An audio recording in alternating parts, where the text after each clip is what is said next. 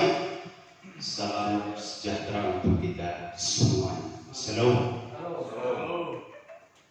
Bapak Ibu, salam dan bahagia. Pada siang hari ini, teman-teman kita dari calon guru penggerak angkatan 11 SMA Negeri 2 Lembor Selatan akan mengadakan diseminasi budaya positif sebagai aksi nyata dari modul 1.4 yang mereka sudah pelajari. Hari ini mereka akan berbagi praktik baik dari apa yang mereka sudah dapat selama proses pendidikan guru penggerak. Mengawali kegiatan kita pada siang hari ini, saya mohon kesediaan dari Pak Timo untuk memimpin kita dalam doa. Kepada Pak Timo dipersilakan.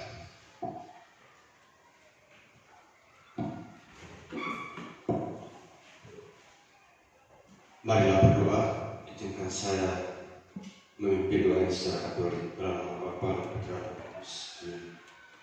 Kembali kami bersyukur kepada Bapa karena Engkau senantiasa menyertai kami hingga pada kegiatan yang ketiga ini, kegiatan presentasi dari budaya positif dari teman-teman CDP angkatan 11. Kami mohon penyertaan Bapa kiranya kegiatan hari ini dapat terlaksana dengan baik dan dapat bermanfaat bagi peningkatan kompetisi kami sebagai guru dan pendidik. Namun kami puji Kina sepanjang masa. Amin. Bapa dan Putra dan Roh Kudus.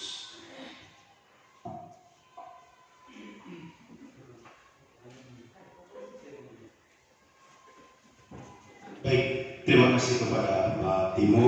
Selanjutnya kita ikuti sambutan dari Kepala Sekolah atau yang mewakili Ibu Fakasek sekaligus membuka kegiatan kita pada siang hari ini.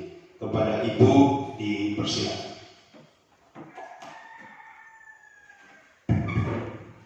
Terima kasih atas waktu dan kesempatan yang diberikan. Yang saya banggakan calon guru penggerak angkatan 11 SMA Negeri 2 Lembor Selatan. Yang saya hormati Bapak dan Ibu Guru SMA Negeri 2 Lembor Selatan. Pada kesempatan yang pertama, patutlah kita mengucap syukur kepada Tuhan karena atas penyertaannya hingga pada siang hari ini kita bisa berkumpul di tempat ini guna mengikuti kegiatan diseminasi budaya positif dari calon guru penggerak angkatan 11. Ya, seperti yang kita ketahui, budaya positif merupakan dasar dalam pembentukan karakter peserta didik. Karakter peserta didik dibentuk pada mulanya adalah di sebuah institusi atau di sebuah lembaga, yaitu di sekolah. Jadi di sekolah peserta didik atau anak-anak itu karakternya dibentuk sehingga terwujud atau terciptanya budaya positif. Budaya positif itu dibentuk di sekolah, yaitu di kelas, di mana anak-anak itu diberi keyakinan supaya terwujudnya budaya positif. Harapan saya, Bapak dan Ibu Guru yang ambil bagian dalam kegiatan diseminasi budaya positif ini untuk mengikuti secara serius, karena ini sangat penting untuk memajukan lembaga kita ke depannya dengan melihat apa yang dipaparkan oleh calon guru penggerak angkatan 11. Jadi saya mengajak kita semua untuk mengikuti kegiatan ini dengan baik dan sungguh-sungguh. Maka dengan itu saya atas nama Kepala Sekolah membuka kegiatan diseminasi budaya positif calon guru penggerak angkatan 11 secara resmi.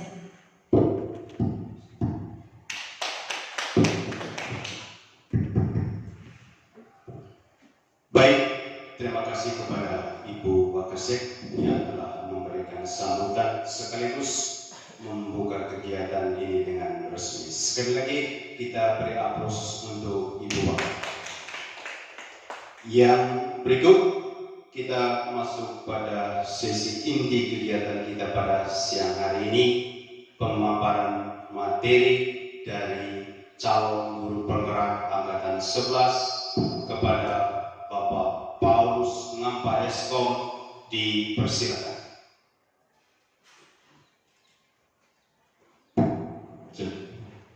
Baik, terima kasih atas waktu dan kesempatan yang diberikan.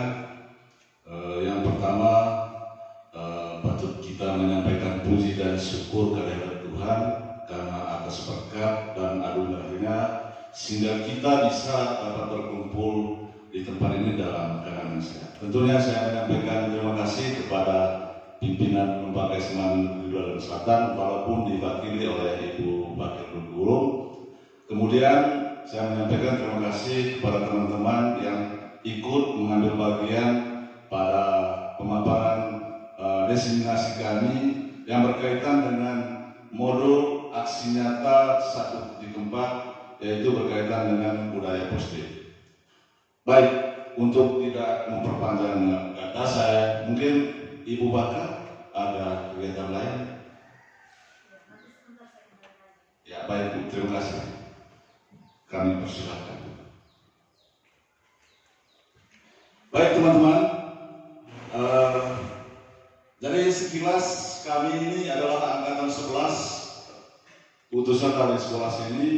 Kami sudah sekitar 3 bulan sudah melaksanakan program guru penggerak ini. Dan ini merupakan salah satu tugas yang perlu kami upload sebagai aksi nyata dari apa yang sudah kami dapatkan selama kegiatan berlangsung. Ada 3 lokakarya dan salah satunya adalah lokakarya orientasi yang sudah kami lakukan. Nah, di sini ada penyebaran pemahaman dan penerapan pengalaman. Nah, tentunya saya perkenalkan juga Ibu Nur Octavia Norman Otes sebagai fasilitatornya, kemudian Bapak Oscar Hamur sebagai pengajar praktiknya. Tentunya kedua Bapak dan Ibu ini sudah membimbing kami sampai pada level ini. Baik, mari kita simak bersama-sama tentang materi ini. Mungkin maju. Baik, di sini budaya positif. Budaya positif di sini yaitu berkaitan dengan nilai-nilai atau keyakinan kepada peserta didik, bagaimana bisa mereka melakukan sesuatu yang lebih baik lagi. Kira-kira begitu budaya positif yang kita pelajari hari ini. Nah, di sini yang berkaitan dengan budaya positif itu yaitu pembelajaran dengan paradigma baru yang merupakan pembelajaran yang dirancang berdasarkan prinsip pembelajaran yang berdiferensiasi, sehingga peserta didik belajar sesuai kebutuhannya berdasarkan tahap perkembangan sesuai dengan teori psikologi modern untuk mewujudkan profil pelajar Pancasila. Nah, tentunya berkaitan dengan profil pelajar Pancasila ini, di sebelah ada yang pertama itu yang berkaitan dengan beriman, bertakwa kepada Tuhan dan berakhlak mulia. Kemudian berbineka global, kemudian ada gotong royong, kemudian ada kreatifnya, bernalar kritis dan mandiri. Kemudian setelah kita mempelajari tentang profil pelajar Pancasila, tentu di sini ada miskonsepsi tentang teori kontrol. Kira-kira apa yang dimaksudkan dalam miskonsepsi tentang teori kontrol ini? Nah, di sini ada ilusinya, ada 4, yaitu ilusi di mana guru mengontrol murid. Jadi saya coba tunjukkan kira-kira apa yang dimaksudkan dengan ilusi guru mengontrol murid.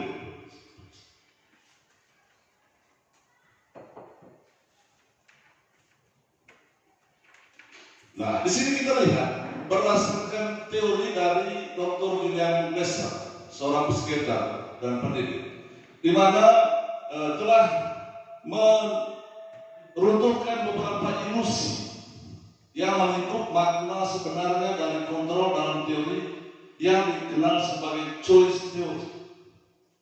Nah, dalam artikel ini kita akan mempelajari bagaimana pandangan beliau. Yang pertama tadi yang saya sampaikan ilusi guru mengontrol murid. Di sini kita lihat bahwa seringkali terjadi kita sebagai guru memiliki kendali penuh terhadap siswa atas murid-muridnya. Jadi kita dapat memaksa murid, itu yang terjadi pada sekolah kita. Jadi kita memaksa kemampuan murid itu, tentu ini memberikan sebuah dalam konteks ini kontrol guru sebenarnya menjadi kebutuhan dasar yang dipilih oleh murid. Nah, teori kontrol ini menyatakan bahwa setiap perilaku memiliki tujuan, bahkan perilaku yang tidak diinginkan. Nah, itu sebuah ilusi. Ilusi pertama, bagaimana seorang guru itu mengontrol murid. Kemudian yang kedua, ilusi penguatan positif yang selalu efektif. Nah, di mana seringkali kita menganggap bahwa penguatan positif atau bujukan adalah cara yang efektif untuk mengendalikan perilaku murid. Jadi kadang-kadang kita misalnya ada kesalahan siswa itu, walaupun mungkin kesalahan yang dilakukan itu di luar kendali kita bujuk. Itu menurut ilusinya. Kemudian segala upaya terpenuhi murid agar mengulang perilaku tertentu juga merupakan bentuk kontrol. Nah, dalam jangka waktu tertentu, murid akan menyadari hal ini dan mungkin mencoba menolak bujukan itu. Jadi dalam perjalanan waktu, murid ini akan mengevaluasi kembali bujukan yang dilakukan oleh guru tadi.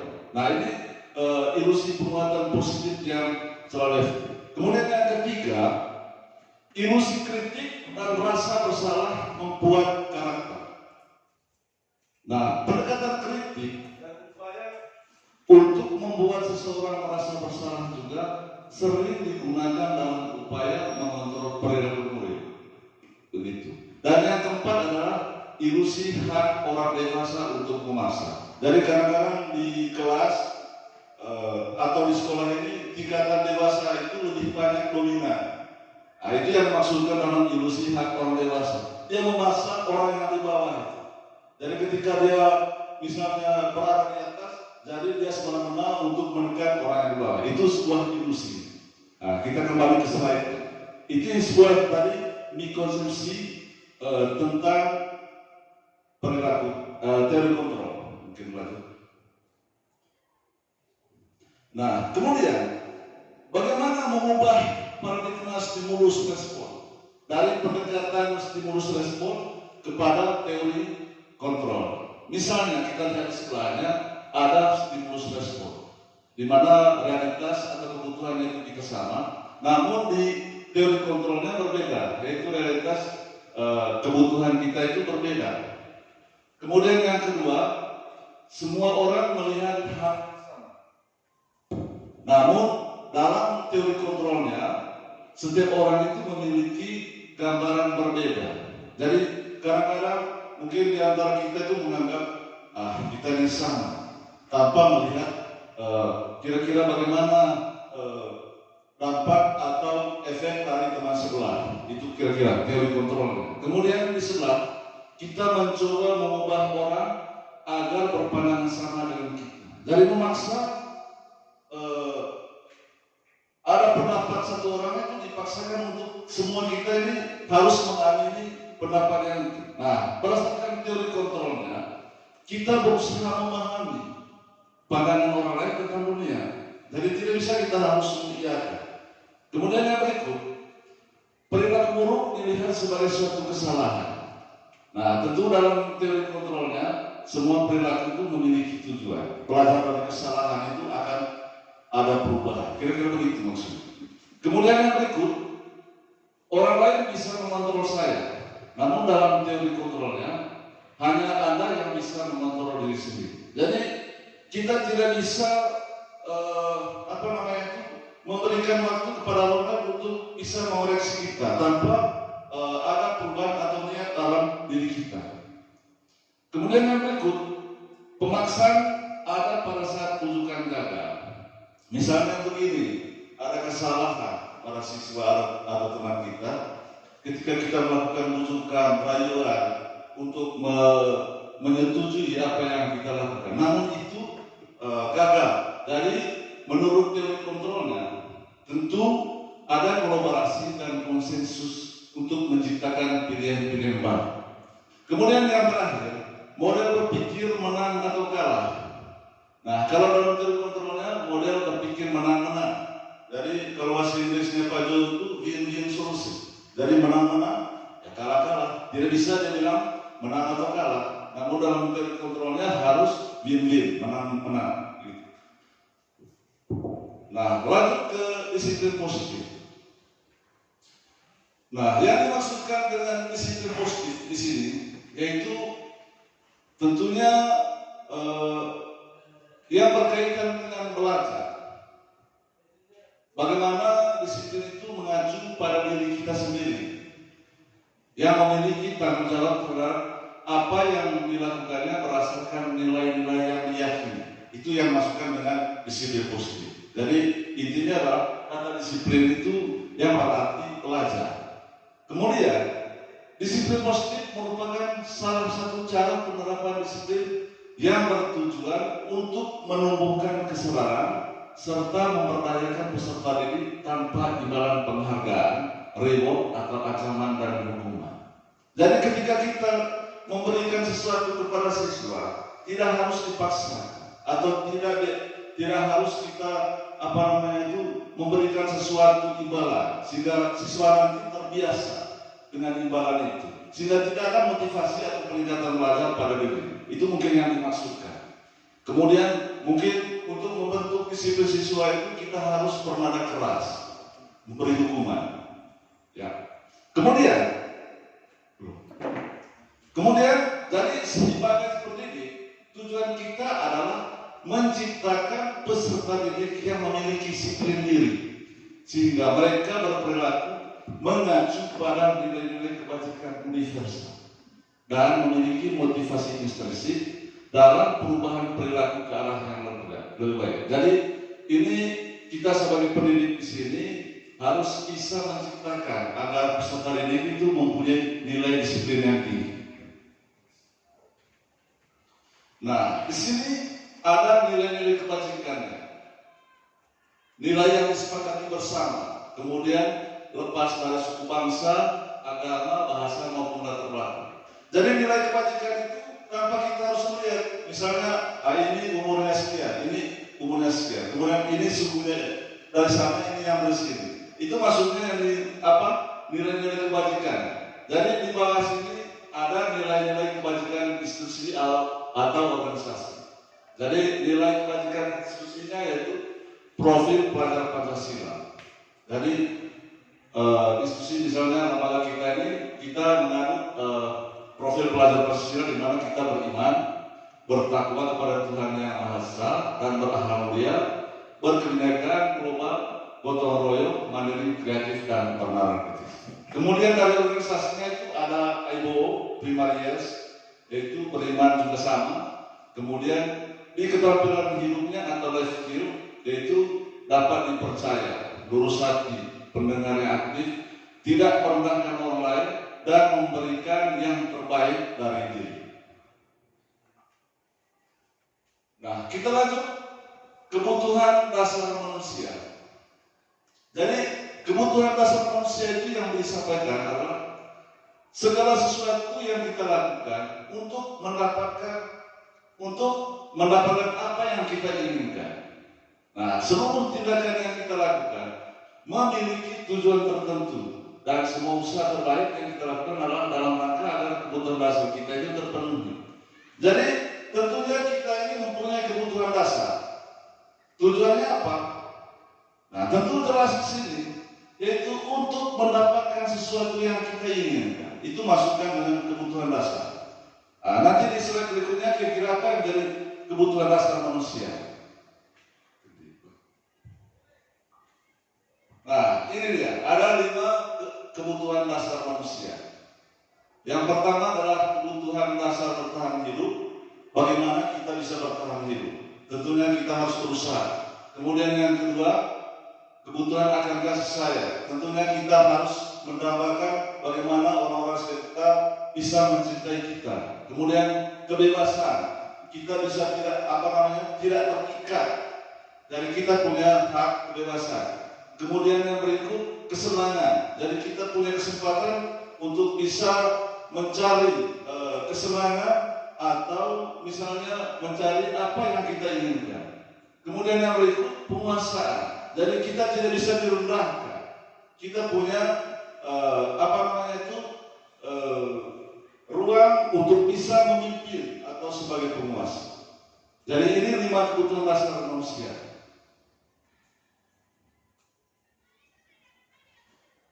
Nah, 5 kebutuhan dasar manusia itu tentu kita lihat di sini yang berkaitan bertahan hidup tadi. Tentu sudah dijelaskan tadi mungkin di.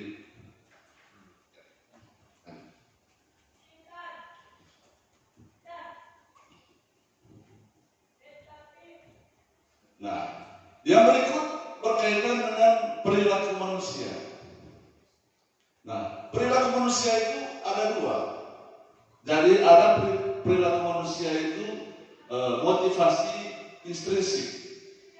Kemudian yang kedua ada motivasi yang pertama tadi motivasi ekstrinsik dari luar. Kemudian yang kedua adalah motivasi intrinsik dari dalam. Nah, apa saja yang termasuk motivasi ekstrinsik itu? Yang pertama, untuk menghindari ketidaknyamanan atau hukum. Itu dari luar. Kemudian yang keduanya, untuk mendapatkan imbalan atau penghargaan dari orang lain. Ini motivasi yang datang dari luar. Kemudian motivasi dari dalamnya yaitu untuk menjadi orang yang mereka inginkan dan menghargai diri sendiri dengan nilai-nilai yang mereka percaya. Jadi ada 2 motivasi perilaku manusia. Ada dari luar, ada dari dalam.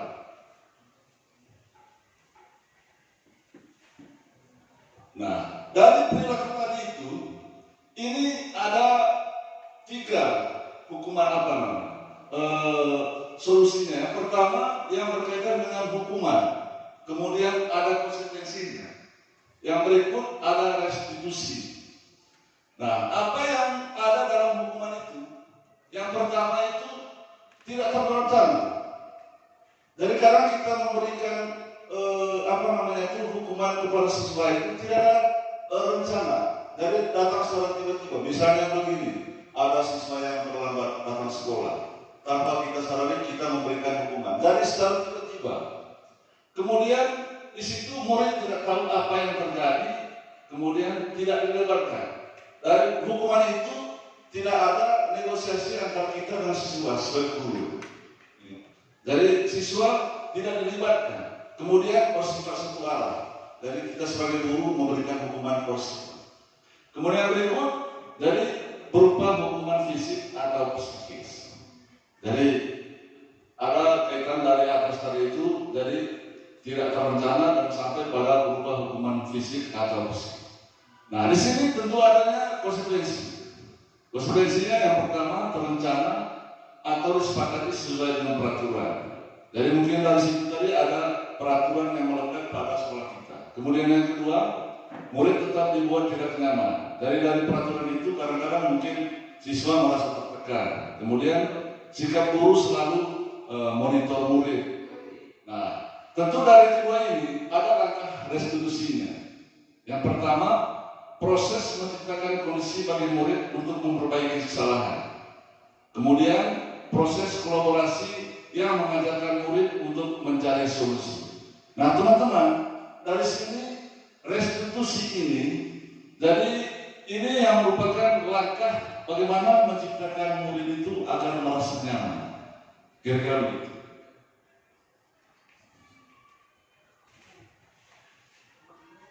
Lanjut yang sini, ada 5 posisi kontrol kita sebagai guru. Yang pertama, sebagai penghukum. Dua, sebagai pembuat orang merasa bersalah. Ketiga, sebagai teman. Keempat, sebagai pemantau. Dan kelima, sebagai manajer. Nah, tentunya ini masing-masing kita sebagai guru pernah merasakan apakah sebagai penghukum, kemudian pembuat orang merasa bersalah, kemudian sebagai teman, sebagai pemantau, atau sebagai manajer. Jadi pada saat Vikon yang kami lakukan di kelas kami kemarin, jadi mungkin kami belum paham 5 posisi kontrol. Jadi ada yang merasa ragu, Ibu Fasil tanya kira-kira Pak di sekolah itu dari 5 posisi kontrol ini sebagai apa? Karena apa? Di posisi 5 ini sebagai manajer, dalam benak kami bahwa manajer itu adalah kepala sekolah, padahal bukan.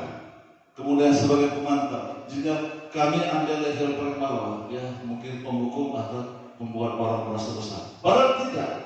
Posisi kita sebagai guru sebenarnya harus berada di pada posisi pemantau dan manajer.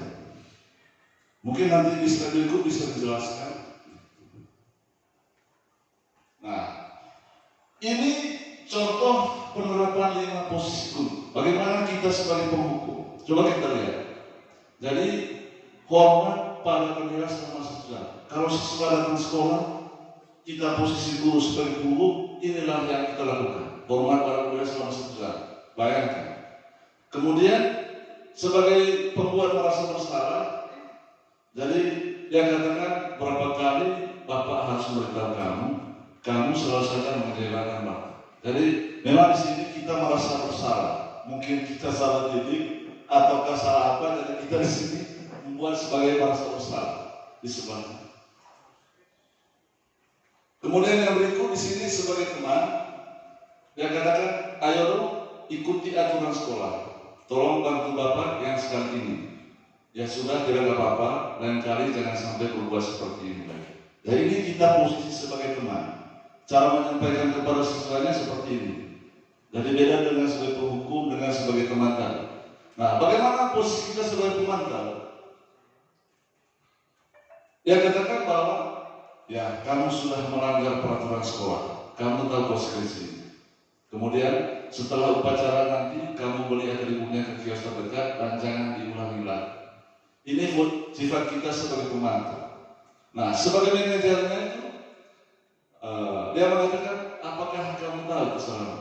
Kira-kira bagaimana kamu memperbaiki kesalahan? Jadi di sini levelnya itu kita bagaimana membujuk siswa itu agar dia tidak trauma dengan keadaannya itu. Jadi kita mengambil hati, kemudian bagaimana kita mengkondisikan dia agar dia bisa nyaman. Nah, ini kira-kira ya ini sebuah apa namanya itu melihat posisi kita sebagai atas ini. Ketika mengatakan saya kecewa sekali dengan kamu, kira-kira posisi kontrol mana di sini? Mungkin ada teman-teman yang bisa tahu. Membuat orang merasa bersalah. Ini contoh kalimatnya. Saya kecewa sekali dengan kamu. Kira-kira benar seperti itu. Kalimat itu akan membuat murid merasa tertekan karena ini semacam verbal bullying. Terima kasih. Merasa bersalah. Iya, merasa bersalah. Terima kasih Pak Luis. Jadi ini contohnya ketika kita sebagai merasa bersalah. Kalimatnya seperti ini. Jadi saya kecewa sekali dengan kamu. Jadi kalau kita sebagai orang NTT kadang-kadang kasar dan halus itu sama saja. Dan mungkin ini ada dari orang Jawa. Ya, mungkin lanjut setelah. Saya tidak pernah benar melakukannya. Kira-kira posisi kontrol di sini sebagai apa? Saya tidak pernah benar melakukannya. Kira-kira seperti apa ya, posisi kita? Tadi sebagai teman, sekarang ini sebagai merasa bersalah. Kira-kira begitu Pak Jo? Benar? Ya. Kemudian lanjut, yang berikut. Yang berikut, apa rencanamu untuk menyelesaikan masalah ini? Posisi kontrol apa ya? Sebagai manajer. Ya, terima kasih. Yang berikut, ayolah lakukan demi bapak atau ibu ya. Nah, berarti mengajak ini. Sebagai teman. Sebagai teman. Ya, lanjut.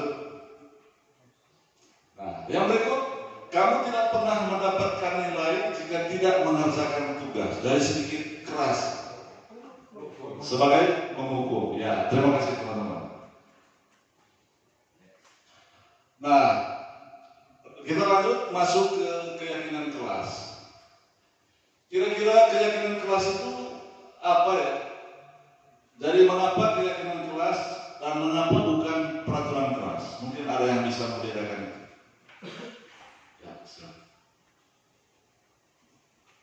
Baik, menurut saya keyakinan kelas itu adalah kesepakatan murid dengan guru. Murid yang meminta segala kebijakan-kebijakan yang harus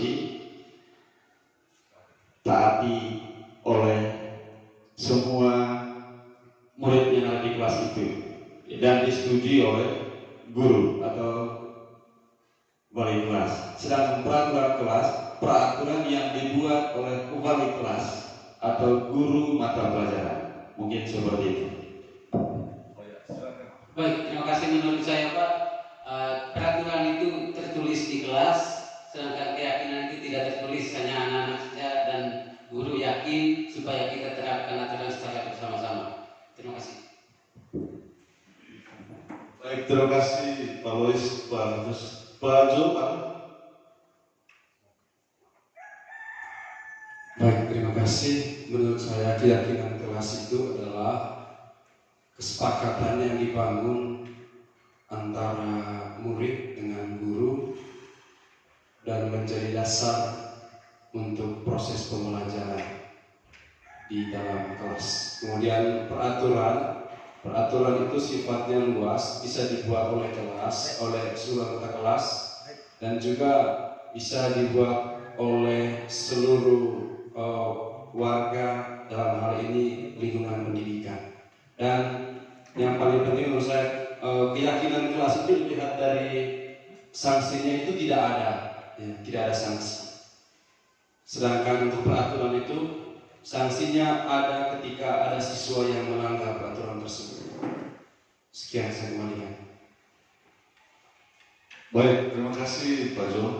Intinya begini teman-teman, kita ambil kata yakin, keyakinan. Jadi kalau peraturan itu bersifat mengikat, kalau yakin itu berarti sesuatu yang ada pada diri kita sendiri. Kita yang melakukan, kita juga yang harus mentaati, itu keyakinan. Jadi dia lahir dari diri sendiri. Dari pembentukan keyakinan kelas itu yang pertama, dia bersifat abstrak. Kemudian yang kedua, berupaya pernyataan universal yang bersifat umum. Kemudian dibuat dalam pernyataan positif. Jadi kalau peraturan tadi itu dia harus diikuti dengan sanksinya. Sedangkan kalau kita membuat keyakinan kelas, tidak, karena itu lahir dari diri siswa, bukan kita yang paksa. Kira-kira di situ perbedaannya.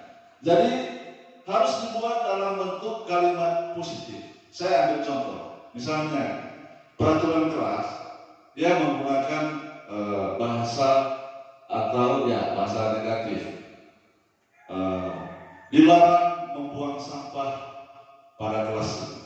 Nah, dari situ kita akan mengubah kalimatnya menggunakan pernyataan positif. Mungkin Pak Fitus bisa mengubah ke kalimat positif tadi dari peraturan kelas. Dilarang membuang sampah di sembarang tempat. Ada. Anak-anak buanglah sampah pada tempatnya. Ya, jadi kalau kita mengubah kalimat positifnya, kira-kira begini, jagalah kebersihan. Kira-kira begitu. Jadi dia jangan terlalu lupakan kalimat yang bisa diingat. Itu kalimat positifnya. Kemudian yang berikut, sedikit saja agar mudah diingat. Kemudian yang kelima, sesuai dengan kondisi kelas dan sekolah sehingga mudah diterapkan. Jadi keyakinan kelas itu tidak bisa kita ambil di luar, tidak. Sesuai dengan kondisi kelas saja. Kemudian semua warga sekolah dilibatkan saat pembuatan keyakinan kelas.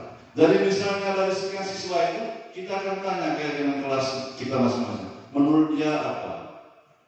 Begitu. Jadi kita tidak ada unsur pemaksaan. Nah, kita masuk ke segitiga restitusi.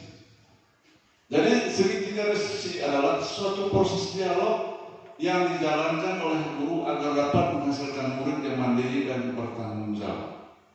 Jadi mungkin penerapan segitiga restitusi ini kita perlu lakukan secara bersama-sama di lembaga ini. Jadi bagaimana cara kita melihat karakter siswa.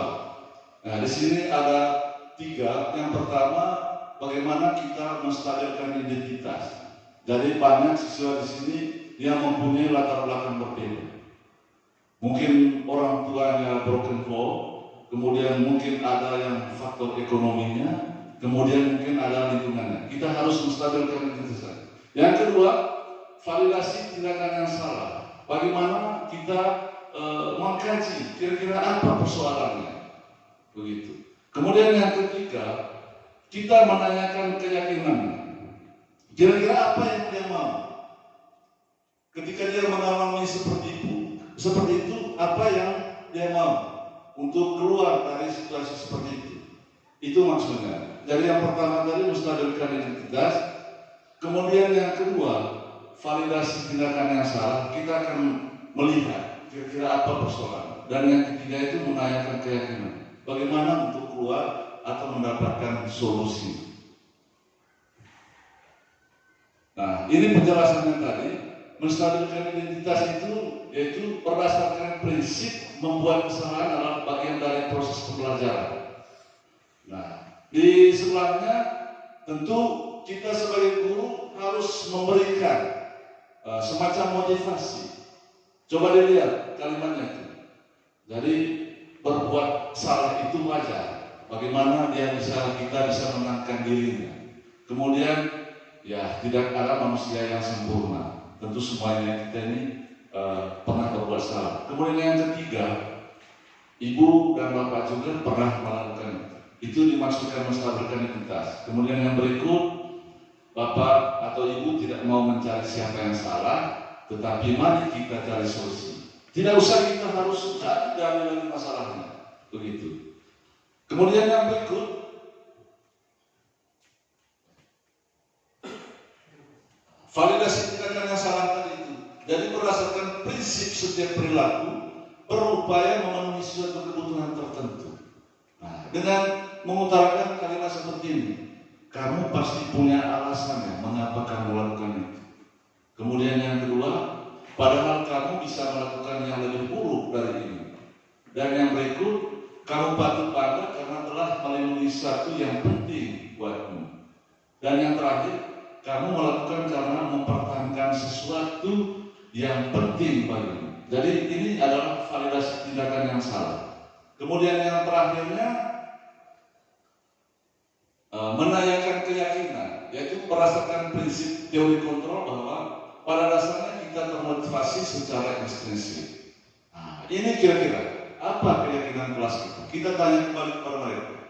Keyakinan apa yang kita sudah sepakati. Kemudian yang berikut, nilai-nilai apa yang telah disepakati bersama. Kemudian seperti apa gambaran sebuah kelas yang dia menemukan. Kita tanyakan kepada mereka.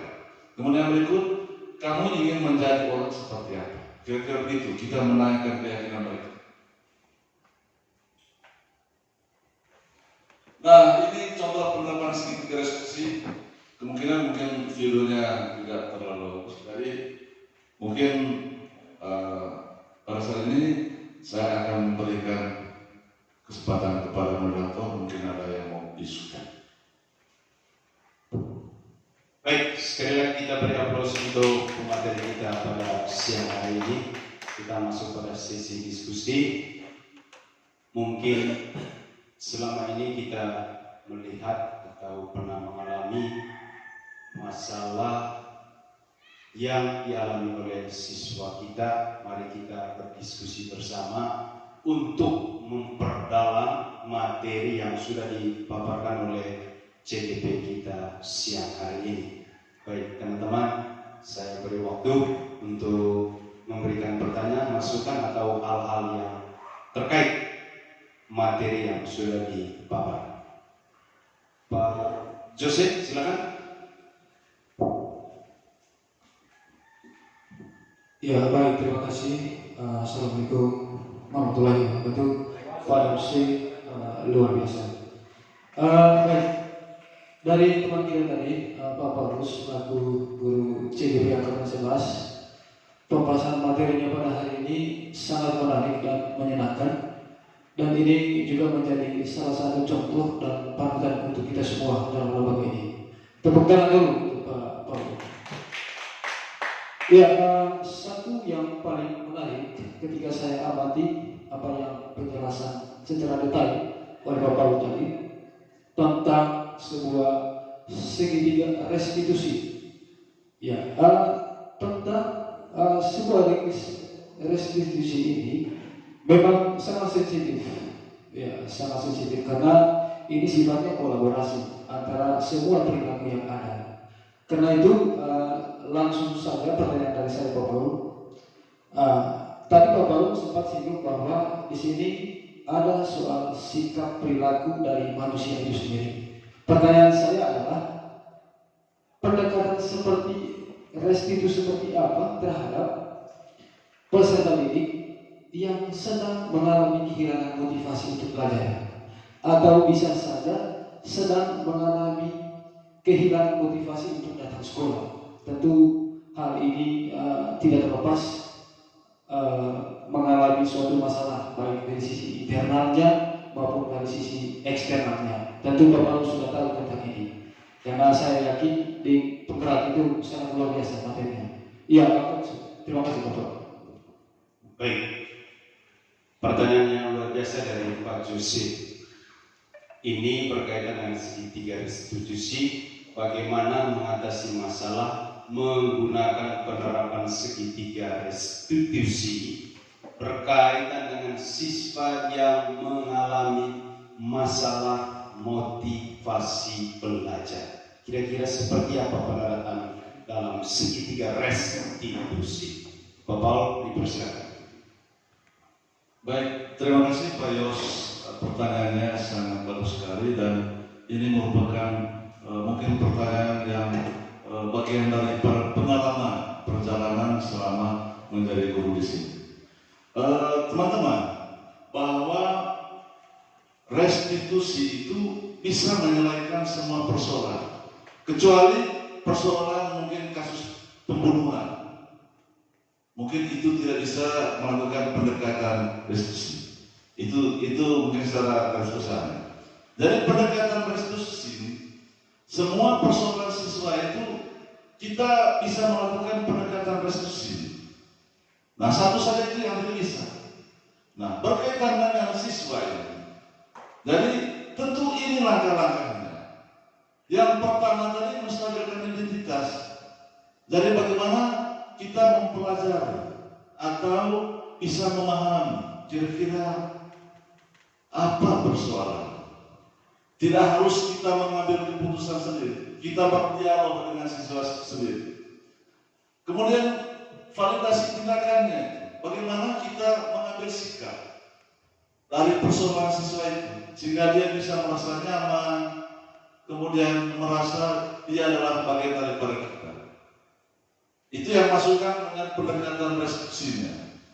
Ketika semua siswa di sini, teman-teman di SMA Negeri 2 Selatan ini, kita bisa mendalami materi ini, maka semua perilaku atau tingkah laku peserta di sini mungkin secara bertahap nanti akan mengalami perubahan dengan pendekatan restitusi ini, tanpa kita harus menerapkan peraturan sekolah.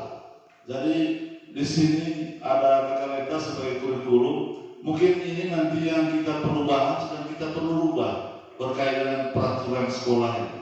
Kita coba nanti kita buat dengan keyakinan sehingga di sini segitiga restitusinya akan berjalan. Bagaimana kita menangani persoalan siswa yang malas datang sekolah, kemudian yang banyak memberikan alasan untuk malas belajar.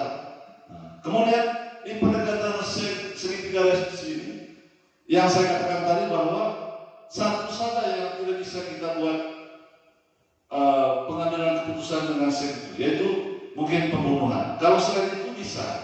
Jadi masalah siswa itu kita buat menggunakan segitiga restitusi. Jadi kita akan menyayangkan keyakinan itu. Tentunya keyakinan itu merupakan sebuah ide atau sebuah keyakinan yang lahir dari dirinya. Kira-kira apa persoalannya? Kemudian apa solusinya? Kira-kira itu Pak. Saya kembali. Baik. Terima kasih uraian jawabannya cukup luar biasa dari pemateri kita pada siang hari ini, dan saya berpikir bahwa apa yang sudah disampaikan oleh pemateri kita pada siang hari ini mudah-mudahan kita bisa terapkan, terutama tadi segitiga restitusi. Kita sudah dapatkan konsep dasarnya dan mari kita mempraktekannya dalam pembelajaran kita bersama para murid-murid kita yang ada di lembaga pendidikan ini. Saya rasa demikian pemaparan dari pemateri kita Pak Paulus Ngamba pada siang hari ini, CGP Angkatan 11. Kita beri aplaus sekali lagi untuk beliau. Yang berikut mungkin kata penutup dari Ibu Wakasek sekaligus menutup kegiatan kita. Kepada Ibu dipersilakan. Terima kasih atas waktunya Pak MC. Ya, saya mengucapkan sekali lagi terima kasih kepada calon guru penggerak Angkatan 11 yang sudah mendiseminasikan materinya tentang budaya positif. Jadi apa yang dipaparkan oleh calon guru penggerak tadi, kalau saya lihat secara umum ini bagus sekali kalau kita terapkan di sekolah ini. Jadi harapan saya calon guru penggerak, apa yang dipaparkan di sini di depan kami semua dewan guru itu dimulai dari diri Bapak. Maka dengan demikian ketika Bapak sudah memulainya itu yang pasti kita akan berkolaborasi dengan Bapak dan Ibu guru lain yang belum mengikuti calon guru penggerak. Jadi saya atas nama kepala sekolah mengucapkan terima kasih yang sebanyak-banyaknya, karena ini kalau kita padukan dengan program sekolah kita ke depannya, saya percaya kita bisa mewujudkan apa yang didiseminasikan pada hari ini. Di akhir kata saya mau mengucapkan sekali lagi terima kasih atas partisipasi dari teman-teman guru dalam kegiatan diseminasi pada siang hari ini. Maka dengan demikian saya atas nama kepala sekolah menutup kegiatan diseminasi budaya positif calon guru penggerak Angkatan 11 secara resmi.